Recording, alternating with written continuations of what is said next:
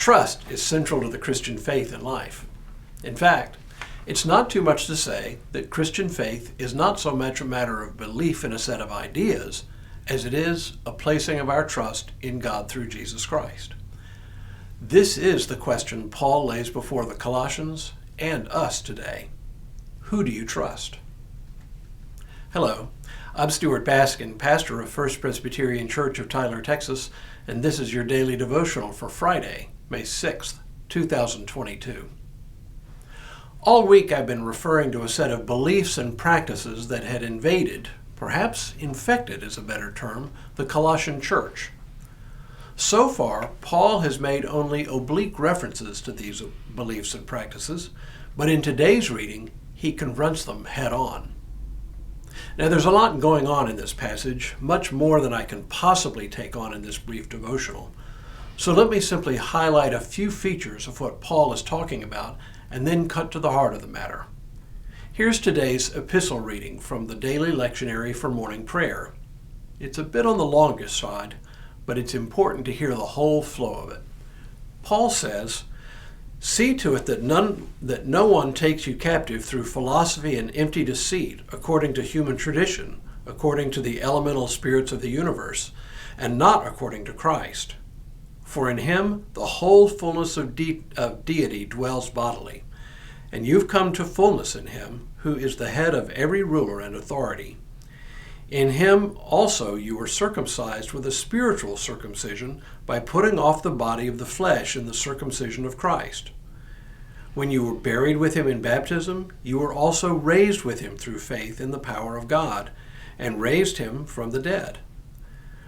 And when you were dead in trespasses and the uncircumcision of your flesh, God made you alive together with him when he forgave us all our trespasses, erasing the record that stood against us with its legal demands.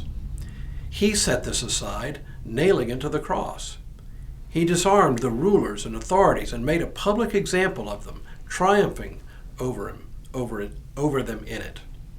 Therefore, do not let anyone condemn you in matters of food and drink or of observing festivals, new moons, or Sabbaths.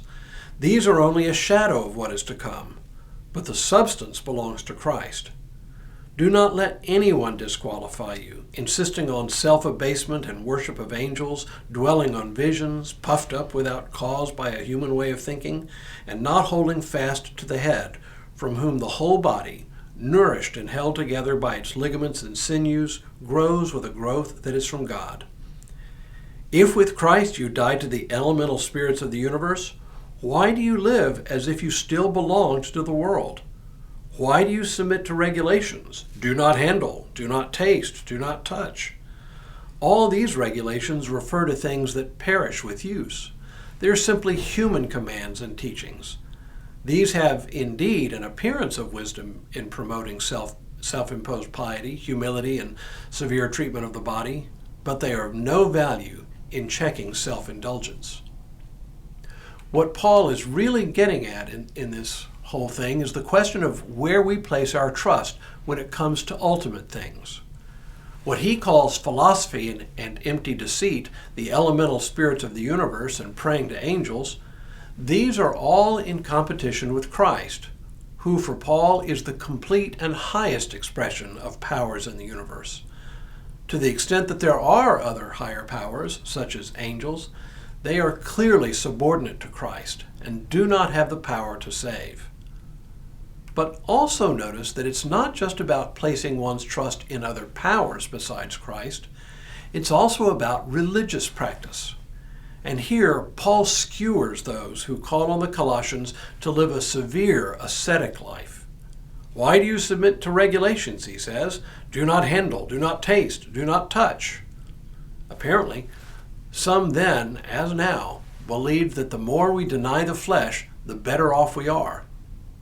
And while Paul does sometimes veer in this direction, he is absolutely clear that this kind of asceticism does not have the power to save us. And yet, apparently some of the Colossians were turning to these false philosophies and practices and placing their trust in them for their salvation rather than in Christ. That's why I say, for Paul, it is a question of trust. Do you trust the latest, greatest passing fad for your security? Or do you trust in Jesus Christ, in whom the very fullness of God dwells? For Paul, it is an absolute no-brainer. To trust in any other power is to trust that which cannot save. To trust in Jesus Christ is life. Tomorrow, Paul gets to the heart of the matter. But for now, may God continue to bless you and keep you in all that you do this day and in all the days ahead.